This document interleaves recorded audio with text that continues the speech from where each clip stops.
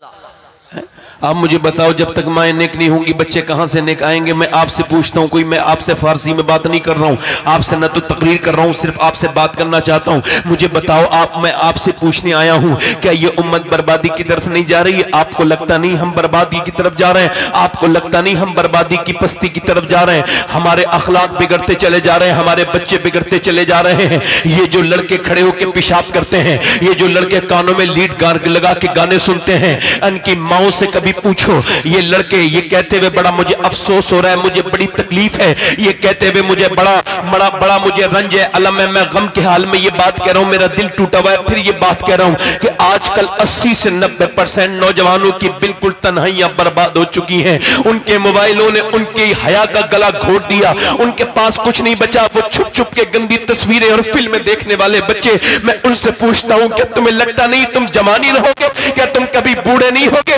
या तुम्हें यह लगता है कि जवानों को मौत नहीं आती? मैंने न जाने कितने जवानों को अपने हाथ से दफन किया है।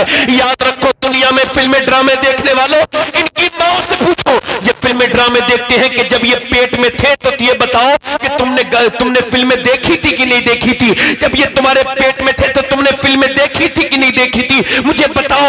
ये बात अब तो साबित हो चुकी है, इसे तो मेडिकल साइंस ने भी आज इस बात को वेरीफाई कर दिया है, इसे डिफाइन कर दिया है कि मां जो करती है उसका असर बच्चे पर होता है। जरा गौर करें आप। अब मुझे बताएं, मैं आपसे कहता हूं, मेरी तरफ तवज्जो करें या गौर करें। मां जो है प्रेग्नेंट मूवमेंट में है, मेरी बहनें सुने, वो हालत हमल में है, वो डॉक्टर नहीं गया, डॉक्टर के पास गई है तो डॉक्टर कह रहा है तुझे अगर अपने बच्चे के अंदर ताकत पैदा करनी है तो उसे तुम सेब खाओगी तो बच्चे के अंदर आयरन बढ़ेगा। अगर तुम बादाम खाओगी तो आयरन बढ़ेगा। अगर तुम संतरा खाओगी तो विटामिन डी बढ़ेंगे। अगर तुम अंगूर खाओगी तो इसके अंदर विटामिन बी बढ़ेंगे। अगर अमरूद खाओगी तो विटामिन डी बढ़ेंगे। इस बच्चे के अगर तुम जहन को अच्छा करना चाहती हो तो तुम ऐसा करो, अखरोट खाना शुरू करो।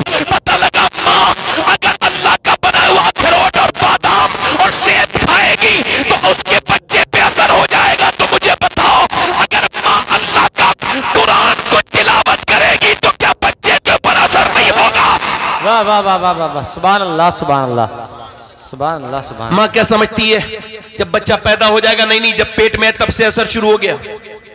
बच्चा एक पैदा हुआ है, पानीपत में पैदा होती रोने लगा, 1 दिन 2 दिन 3 दिन और 7-8 दिन रोया, तो ये तो ज्यादा रोया ना, तो फिर हकीम को दिखाया। फिर 1 हकीम 2 हकीम 3 हकीम 4 हकीम 5 हकीम, अच्छा वो ठीक नहीं हुआ। 1 महीने के बाद फखरुद्दीन बाउद्दीन ज़करिया मुल्तानी के दामाद गुजर के जा रहे थे, उन्होंने बच्चे का रोना सुना तो कि ये रो नहीं रहा, अल्लाह की हमद बयान कर रहा है। मुरीदों ने कहा कैसे? कहा आओ दिखाऊं। घर पहुंचे, जाके पूछे कोई है इस घर में?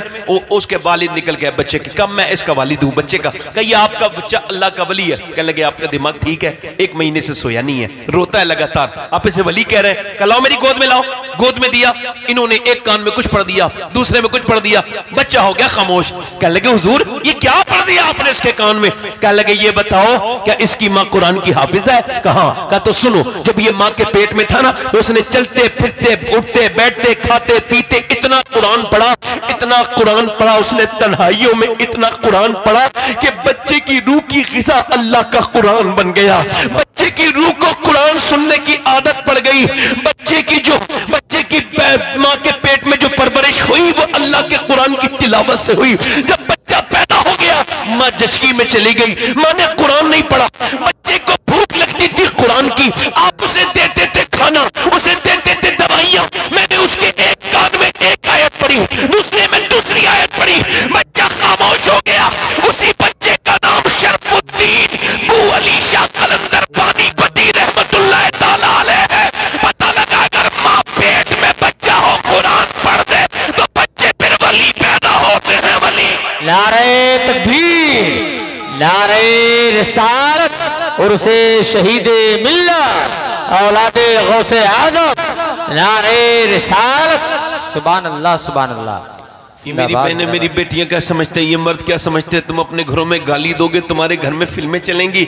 अरे बर्बाद हो गए मुसलमानों के घर, क्या हमसे कहलवा रहे हो? लो अब कह देते हैं ये बरकतें लोग अपने घर में मांगने वाले, इनके घरों में बड़ी बड़ी टीवियां लगी हुई हैं और उसमें नाचती हैं औरतें और ये पूरा घर बैठ के देखता है। इस घर से उम्मीद ये रख सकते हो कि यहाँ अच्छे बच्चे होंगे? यहाँ सिवाय कैरेक्टर लूज के और कोई बच्चे हो नहीं सकते। यहाँ इस तरह के माहौल में आप क्या समझते हैं ये ये जो सीरियल देखने वाली औरतें, ये जो छुप छुप के सीरियल देखती हैं, ये सीरियल क्या है? ये तो मियां ट्यूशन मिलती है बदकारी की इन सीरियलों में, ये बदतमीजी चीजें। ये मुसलमान लड़कियों को देखना चाहिए था, ये मुसलमान औरतों को देखना चाहिए था। अरे तुझे तो पेट के अंदर तेरे बच्चा आया तो तुझे जिम्मेदारी आ गई थी। आला हजरत मुजद्दिद मिल्लत सरकार आला हजरत फरमाते कि जब बच्चा पैदा हो जाए, जब माँ के गोद में आए, फरमाते जब पहली बार दूध पिलाए और जब फीडिंग करवाए ना अपने बच्चे को दूध पिलाए, फरमाते उस दूध पिलाते वक्त अगर वो अपने बच्चे को दुरूद सुना देगी ना तो मेरे नबी के इस दुरूद की बरकत से अल्लाह इसके बच्चे को आशिक रसूल बना देगा। सुभान अल्लाह सुभान अल्लाह।